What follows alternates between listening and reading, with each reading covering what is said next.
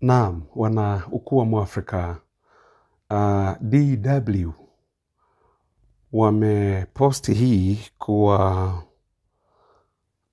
ni taarifa ya Kenya. Wao wamesema Mutunga na Karua kuishtaki Tanzania kwa kuwaweka kizuizini na kuwafukuza.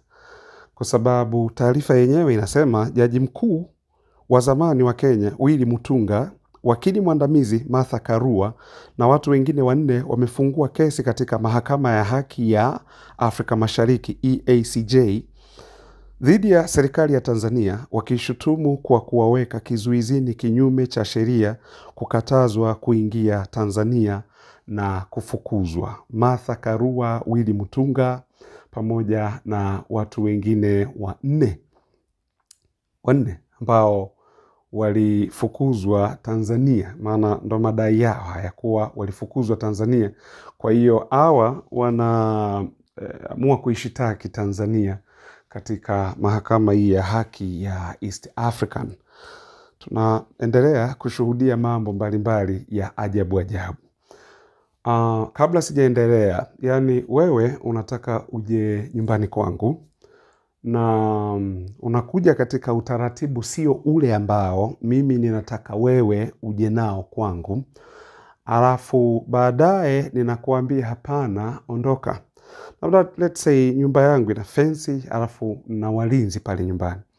Walinzi pale ambebu hawa warudisheni nyumbani kwao walikotoka, kwa sababu mimi hapa nyumbani kwangu siwataki.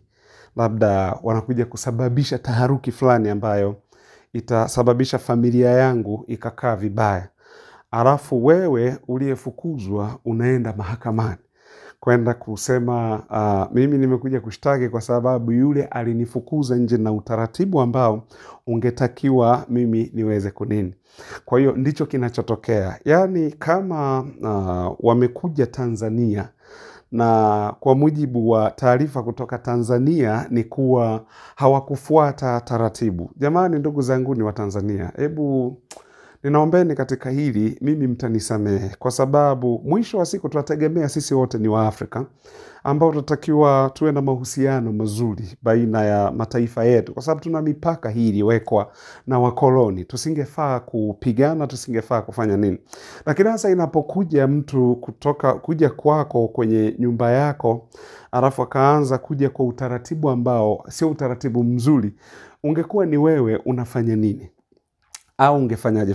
Lazima huyu mtu afuate utaratibu, alafu kutokana na tension yenyewe iliyokuwepo wakati huo. Kwa hiyo haya ndio mambo ambayo sasa unaona hawa wameamua kwenda kuishtaki Tanzania au serikali ya Tanzania kuwa walitendewa vibaya na walizuiliwa kuingia Tanzania. Sasa swali bado lingekuwa, kwani huku Tanzania mlikuwa mnataka kuja kufanya nini? Naomba sasa nianze hapa kuendelea. Tumeona Kenya kumetokea vurugu ambayo ya sintofahamu. Na hii vurugu ni baada ya huyu kijana ambaye alikuwa ni mwalimu na ni mwanaharakati Albert Ojwang, ambaye ameuawa akiwa anashikiliwa polisi. Umeona? Yani yuko polisi mahali ambapo ndio tunaamini kila mtu ana usalama. Unajua hata jambazi mkikurupua mtaani akiona watu wanaokota mawe, watu wanaokota marungu, hii tumeonaga mtu yeye mwenyewe anakimbilia kwenda kwa polisi. Niliwahi kushuhudia mwizi mmoja mtaani amekamatwa, anapigwa, alafu polisi wanapita, alijipeleka mwenyewe kwenye defender ya polisi. Yani sio polisi. Kwa sababu gani? Kwa sababu waamini pale polisi ni mahali salama ambapo nitakamatwa kwa mujibu wa sheria na haki itapatikana. Hata kama huyu mtu ni muovu, haki yake itafanya nini?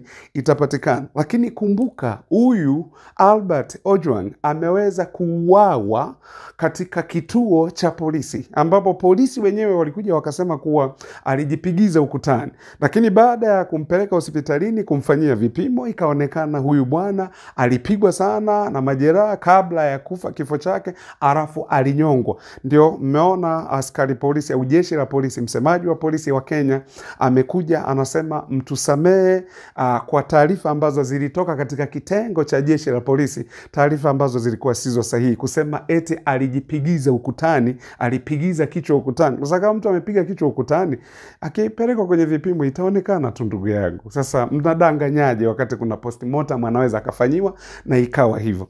Sasa haya yote tumeona serikali ya Kenya the way ilivyoingilia mgogoro, mpaka rais mwenyewe wa Kenya ameongea, lakini na mawaziri na wao wameongea kuwa haki itapatikana kwa ajili ya bwana Albert Ojwang, haki itapatikana. Lakini wanaharakati hawa ambao ni Willy Mutunga pamoja na Martha Karua hatujawasikia wakiongelea hilo. Hatujawasikia kabisa. Wako bize kutaka kuipeleka serikali ya Tanzania mahakamani kwa sababu ya namna ambavyo hawakuruhusiwa kuingia Tanzania. Lakini haya yaliyotokea, haki ya kijana huyu ambaye walitakiwa, mimi ningedhani hii wangeipigia kelele sana, kwa sababu hii kuzuiliwa kuingia Tanzania ni nini? Kwani ndio umezuiliwa, umeambiwa hapana usiingie kwa sababu ya sababu na hizi na hizi. Kwani ni mara moja? Mbona watu wengi waga wanazuiliwa kuingia kwenye baadhi ya mataifa? Ndugu zangu, ni mnamfahamu mhubiri mmoja alikuwaga Nigeria, kwa sasa alishatangulia mbele za haki. Poleni sana, ni masuala ya umeme, lakini sio muda mrefu tarudi. Alishatangulia mbele za haki, alikuwa anaitwa TB Joshua. Kama mnamkumbuka, aliwahi kuzuiliwa kuingia Marekani. Je, alitoka hapo aseme kuwa naenda kuishtaki Marekani kwa sababu wamenizuia nisiingie? Marekani wanajua ni kwa nini walimzuia, sababu zao za kumzuia zilikuwa ni nini, wao wenyewe ndio wanajua. Kwa hiyo sasa umezuiliwa alafu sasa kwa nini wasidiri hawa wakina Martha Karua? Kwa nini wasidiri na hiyo kutaka sasa hii polisi ya Kenya iweze kuwajibika kama serikali ya Kenya ilivyosema kuwa kila yeyote aliyehusika kwa kifo cha huyu kijana ambaye ni mwanaharakati atawajibika, atawajibishwa kwa vyovyote vile? Kwa nini wao wasiongee? Aliyeongea ni yule nani, yule bwana na alirudishwa Kenya, yule Boniface Mwangi, yule ndo tumeona klipu zake, kwa sababu kazi ya harakati ni nini?